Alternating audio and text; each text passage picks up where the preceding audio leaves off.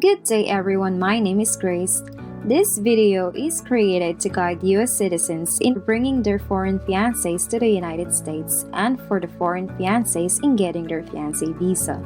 The contents in this video are based on my personal experience in obtaining my fiancé visa and do not guarantee an exact experience for all applications, as all visa procedures may be unique and are handled on a case-to-case basis. However, the videos in this channel will serve as your guide in your application process. If necessary, you are recommended to seek professionals for any legal immigration advice. Please like and subscribe to my YouTube channel for more videos regarding the fiancé visa journey. Let's get started! To bring your fiancé to the United States, first, you, the petitioner, needs to know the eligibility to bring your fiancé to the United States on a fiancé visa.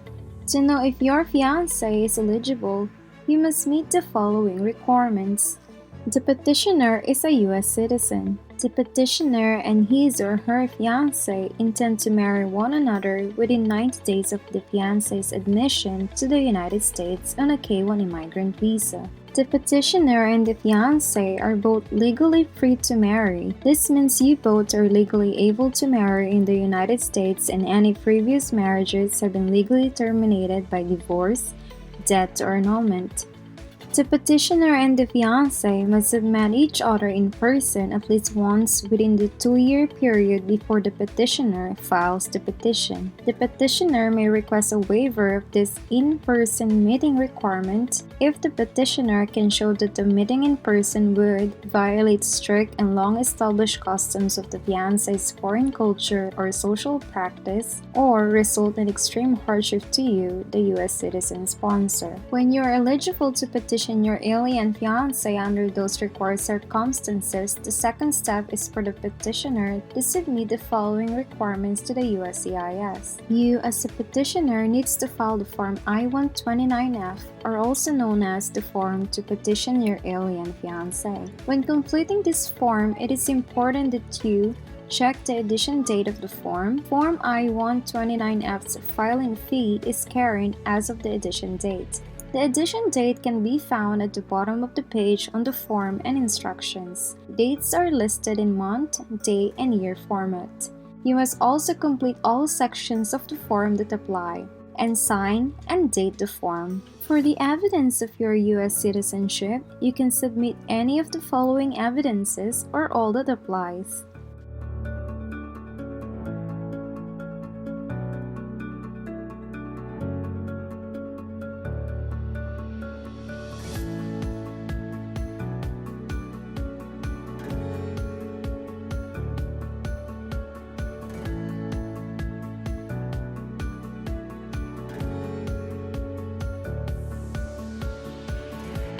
One color passport style photograph of yourself and one for your fiancé taken within 30 days of you filing this petition.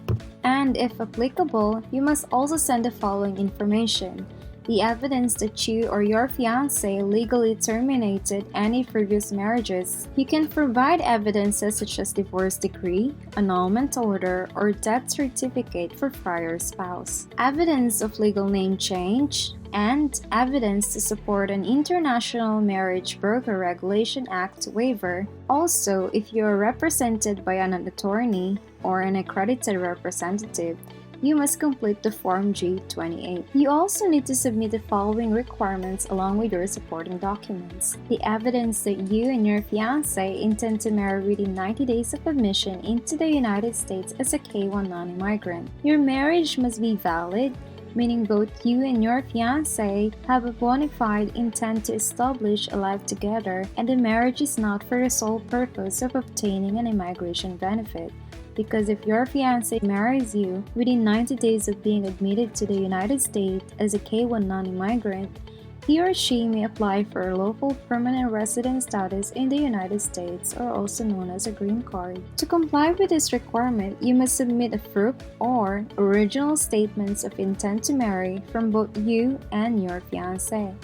The petitioner and the fiancé must submit each other in person at least once within the 2-year period before the petitioner files the petition. The petitioner may request a waiver of this in-person meeting requirement if the petitioner can show that the meeting in person would violate strict and long-established customs of the fiancé's foreign culture or social practice, or result in extreme hardship to you, the U.S. citizen sponsor. If you submit any documents like copies or original documents in a foreign language, you must include a full English translation along with a certification from the translator verifying that the translation is complete and accurate, and that they are competent to translate from the foreign language to English. Aside from mail notifications, if you would like to receive an email or text messages when USCIS accepts your form, complete Form G1145 or e-notification of application or petition acceptance and clip it to the front of the petition. USCIS does not accept these items along with the application. A checklist of the document you submitted is not required when filing a petition. USCIS recommend that you review these requirements before completing and submitting your form. Do not send original documents unless specifically requested in the form instructions or applicable regulations. Anything that contains electronic chips and batteries, any biological or genetic samples as DNA evidence, and any graphic photos of childbirth or intimate relations as evidence of relationship or marital bona fides. Once you have completed the required documentations, the third step is to pay the payment. The fee must be submitted along with your application or the Form I-129F. USCIS fees change periodically. You can verify that the fees are correct by following one of the steps below.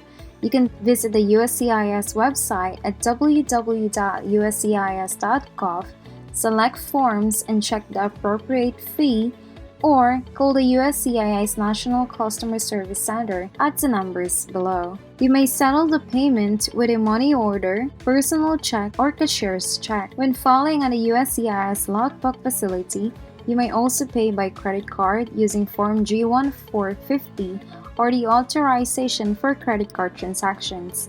If you pay by check, you must use your check payable to the U.S. Department of Homeland Security. When you send a payment, you agree to pay for a government service. Filing and biometric service fees are final and non-refundable, regardless of any action USCIS takes on your application, petition, or request, or if you withdraw your request. You may use the USCIS fee calculator to help determine your fee. So after you have determined your eligibility, completed order requirements, and attached the fee, you will need to send your application to petition your alien fiancé to these addresses. When you have submitted your application to petition your alien fiancé to the USCIS with the Form I-129F or petition for alien fiancé along with the required evidences, the USCIS will review your Form I-129F and the documents you submitted. The USCIS may mail you a request for evidence if they need additional documentation or information. If you establish your eligibility, USCIS will approve your Form I-129F and recognize the claimed fiancé's relationship. Otherwise, USCIS deny your Form I-129F and notify you of the reasons for denial. USCIS will send the approved Form I-129F to the DOS or Department of State National Visa Center. So in this video, I discussed the process for the US sponsor to petition his or her foreign fiancé. In the next video, I will discuss the process of applying for the fiancé visa for the foreign fiancé. The fiancé visa is applied in the country of residence of the foreign fiancé. And don't forget to like and subscribe to my YouTube channel for more videos. Thank you for watching.